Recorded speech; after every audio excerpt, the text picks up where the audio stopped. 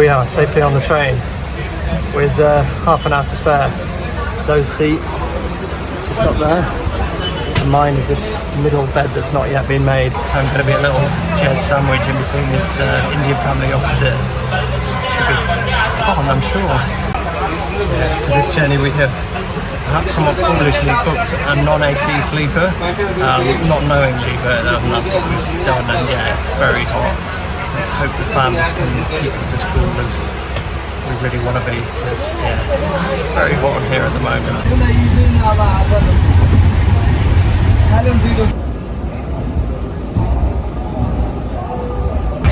And as if by magic, the girl has her food. Don't you, girl?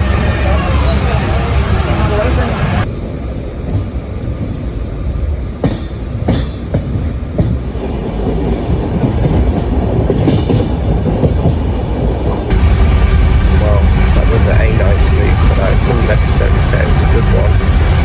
It is now 6 in the morning, 4.5 hours to go until we reach Nagpur. So it turned out our train actually did go all the way through to Varanasi, but to be honest with you, breaking that journey up is not the worst thing in the world. So we've got one night in Nagpur to spend in an Airbnb, explore the city for a day. And then it's onto a sleeper bus. We're setting out into Nagpur. Zoe, what's on the menu? I think a craft brewery is on the menu because we don't really feel like doing very much. Wow, this looks awesome. House of Hell, horror-themed cafe and restaurant. Do you want to go? We could go there, but it is exactly how horror films are. But let's go check it out. Come on. Say goodbye. This is the interior of the House of Hell. Pretty spooky. How are you feeling? So scared. So scared. You're scared, aren't you? Thoughts on the House of Hell? It was really nice. I wasn't scared, but We survived. Survived. The momos were really good. The momos were hellishly hot. And you know what else is hellishly hot? This place, 41 degrees. But it's a dry heat, so we're sweating a little bit less than we would normally do, which is always nice to keep you updated on. Cheers. That was an extremely pleasant couple of beers in the Drifters Bar. Now we're on our way to the Deekshabhoomi. So this is the Deekshabhoomi, a very sacred site in Buddhist religion. This was where at some point in the 60s someone did like a mass conversion of a load of people to Buddhism, and since then it's been a sort of very special place in the heart of the Buddhist religion in India.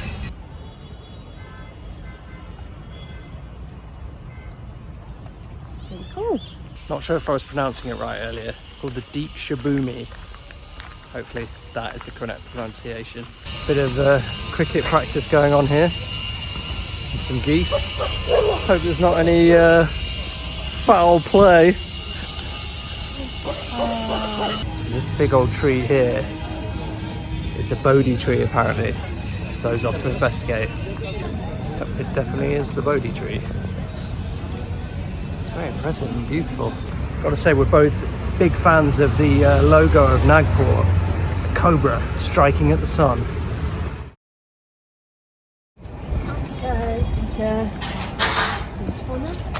Today is our first full day. Well, it's not even our first full day in Nagpur. We're only here till 5.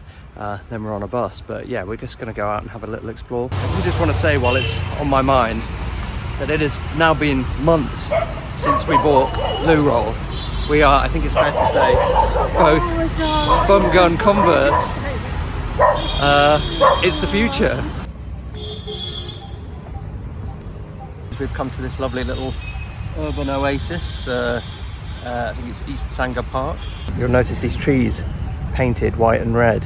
And why is that, Zoe? Oh, it's Indian colours. Because there's the green at the top, green, white and orange. Oh, that's a good point. I hadn't thought about that. What were you going to say? Well, for the to stop the ants crawling up, they paint the bases white. Oh, no, it's patriotism. That's nice.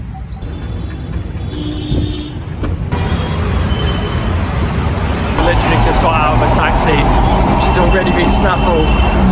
Your fame follows you everywhere. So once again, we've turned up at our destination very early, this time about 4 hours we've got to kill, so we've just wandered down the street. Everything's closed because of the holiday day. So yeah, we just wandered down the street, found this nice little cafe, and we're going to eat here and eke out our time here for as long as we possibly can. Yeah, we've both just been saying to each other like, oh, Nagpur's like a lovely little city, a lovely little city. Just Google the population, 3.5 million people. So it's quite a big city. It's a lovely big city. Just literally been sat on this street for 3.5 hours. It's been hot, but otherwise fine, and we've chatted to some nice people who've come and sat with us, so yeah, now the bus, and maybe this is it. So we are now on the bus. You might notice I'm a little bit more reclined than so, that's because my seat doesn't work, but Jen also doesn't care about the person that sits behind him. I'm just a selfish traveller. We are on our way, very slowly. This looks like a rave bus. Look at it, all of them.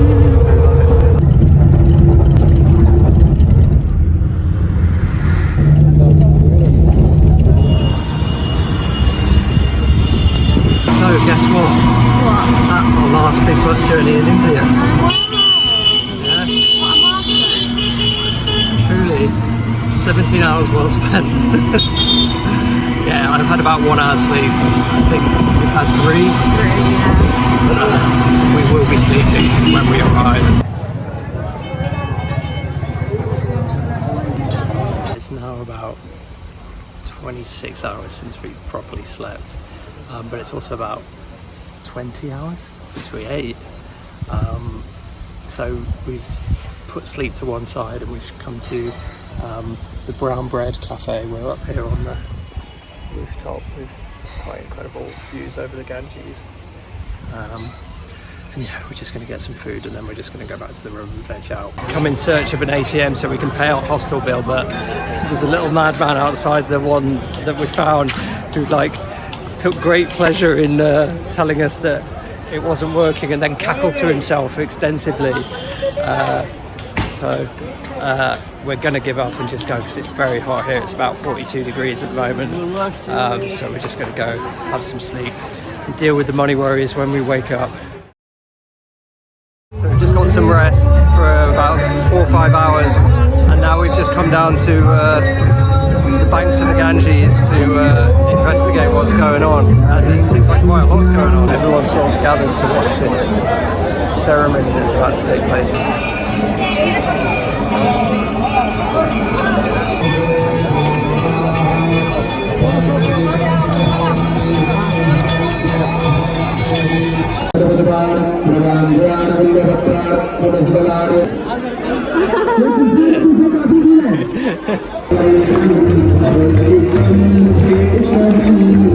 Well, that was very profound and very beautiful.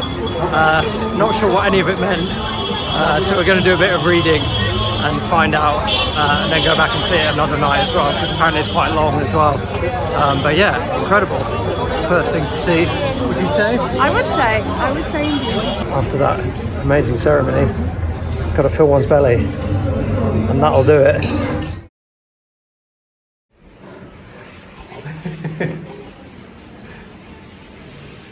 This is our hostel, and it's kind of inside a working ashram where people are living and stuff. And there's a lot of stairs to get to the top floor, which is where we are.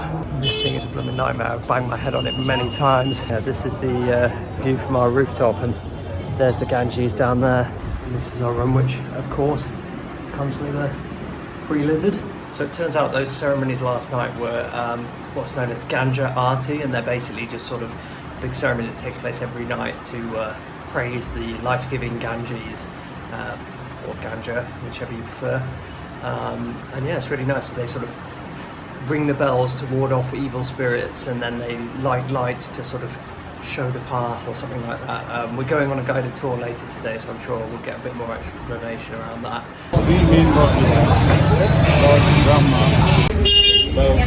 More than 90 years old. It's a lot nicer than your average lassie, I would say. Yeah.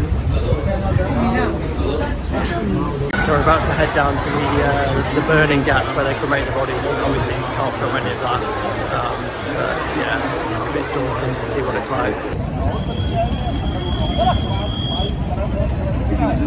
Yeah, that was a pretty crazy day. The bodies down at the ghat was, it wasn't kind of what I thought it would be, but it was still quite, moving, I guess, but not gruesome, which was nice. And yeah, we found out that like our hostel is where people just come to die, but then Zoe's pointed out that basically means it's just like a retirement home. Retirement home for people that really like living in Varanasi. Yeah, it is like, I think he was being a bit dramatic. It was like, people come here to die, but yeah, that basically is a retirement home, isn't it? So. It's literally the same as going to live in Cornwall by the coast, to live out your years by the beach. It's no different. So obviously with the watching of the burning bodies down on the ghats, today's been quite full on, but it was also full on for another reason. And what was that reason, Zoe? Chased by monkeys in the hotel. I went downstairs to get out, and there were 2 monkeys at the bottom of the stairs. I went to run away. One of them came after me, grabbed my skirt and pulled at it. Jess was very heroic and scared it off with shouting and shaking a big stick and banging it, which did do the job. But now we don't know when they're going to come back. Every time we leave, we're going to have eyes in the back of our head to look out for the monkeys. Pretty hairy day. What's a hairy day? Literally, there were hairy monkeys. So it is 10 to 5 in the morning. We're just on our way down a boat to go on a sunrise boat tour. Morning. There she is, all ready to go. Here's our vessel. It's like fish jumping about.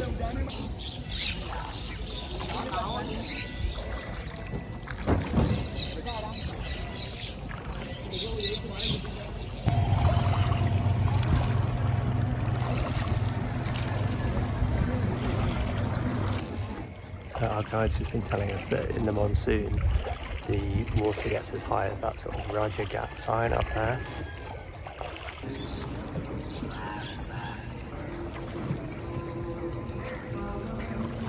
the Shiva temple. And, over there, just over the shoulder of our driver, is one of the burning ghats where they cremate the bodies. So these are the families of the people being cremated, just waiting by the water to pick up the ashes.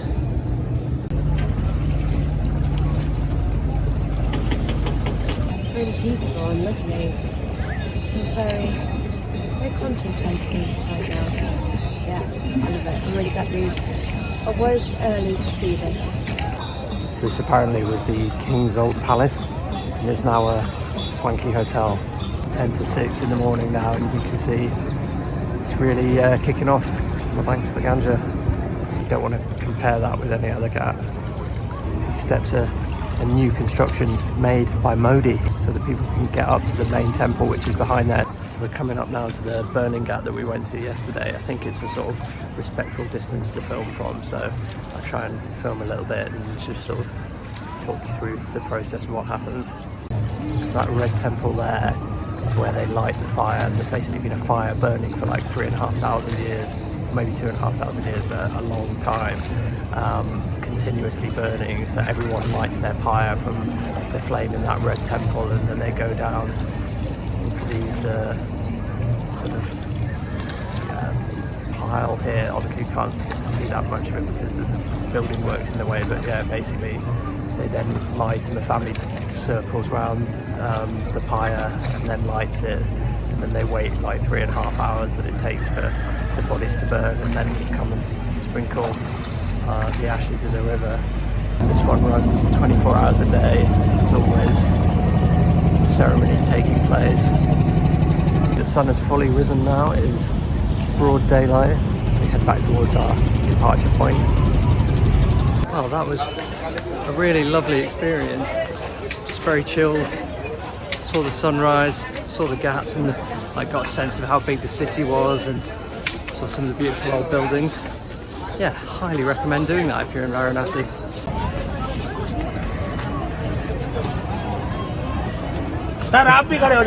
Okay.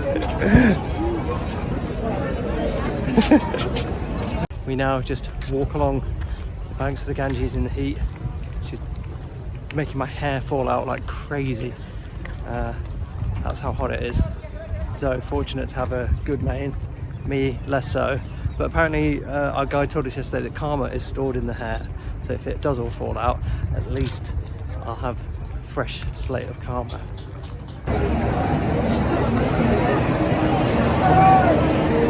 Yes, we are back at the Ganga Aarti, and this time we've got some seats in a position, so, and we know a bit more about what's happening this time, so let the ceremony begin.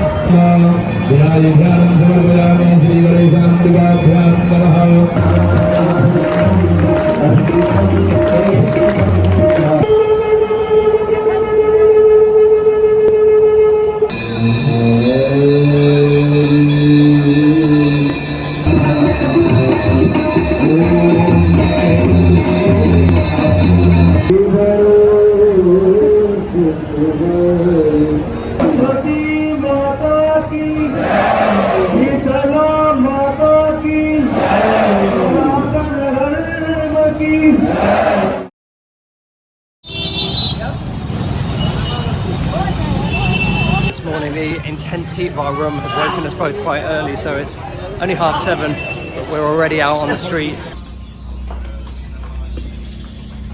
We're now back down by Mother Ganga, where we're going to try and find a cafe that can sate our incredible thirst, because it is 8 in the morning, but it's about 5 to 8 in the morning, and it's already 30 degrees, so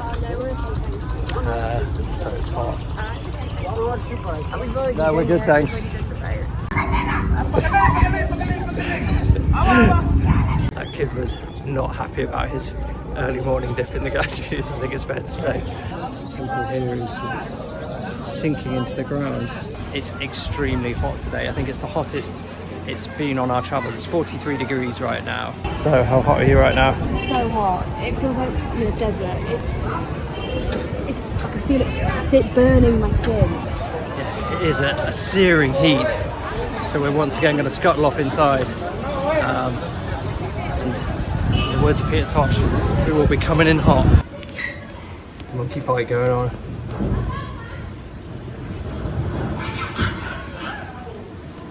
What's going on? We are going to watch the original Dawn of the Dead film because it's too hot to go outside. Do you like scary movies, Jeff?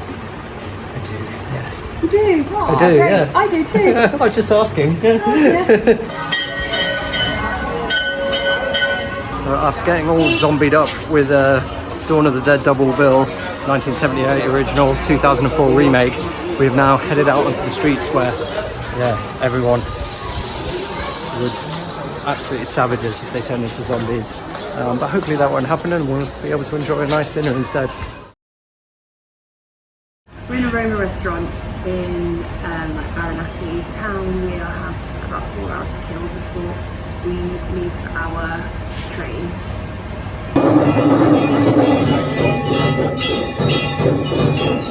So we've just been and said goodbye to the Ganges, the river that we first put our feet in some 750 plus miles away in Rishikesh. So now I'm just heading to the Gaylord to get an ice cream. I have to say I'm very much enjoying this. If you're ever in Varanasi, treat yourself to a Gaylord. Just as we go to leave, it looks like these cheeky monkeys have got into a dorm room and just like shredded a mattress.